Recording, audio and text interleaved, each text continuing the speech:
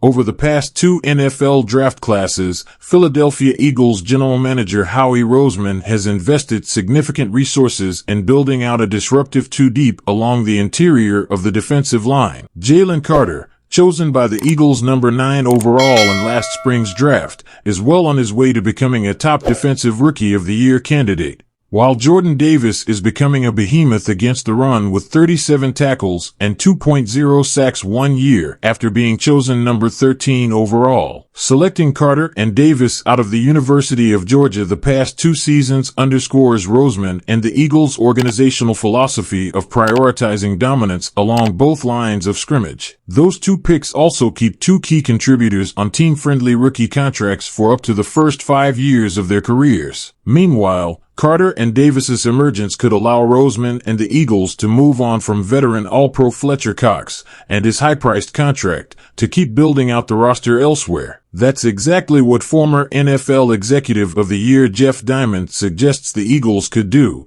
listing Cox as one of 12 players around the league who could be allowed to walk at season's end. Philadelphia Eagles GM Howie Roseman is the master of using voidable deals to keep aging stars, Diamond wrote for the 33rd team, and the Eagles somehow enter 2024 with $28.3 million in cap space. I'm sure he'd love to find a way to keep 2012 first-round pick Fletcher Cox as a team leader for the immediate future. The Eagles drafted DTs Jordan Davis and Jalen Carter in the past 2 first rounds. That makes it likely Cox won't be re-signed if he's looking for anything close to the $10 million he's being paid. Cox remains a respected veteran presence on the Eagles' defense, has a Super Bowl ring on his finger, and is in the midst of a productive season, already posting 24 total tackles with 4 sacks, 1 forced fumble and 1 fumble recovery through 12 games. Cox is still a productive player, Diamond writes, and he'll get signed elsewhere as a rotational defensive lineman similar to Calais Campbell. It could happen in Philadelphia if Cox agrees to a significant pay cut. But Cox turns 33 years old next week,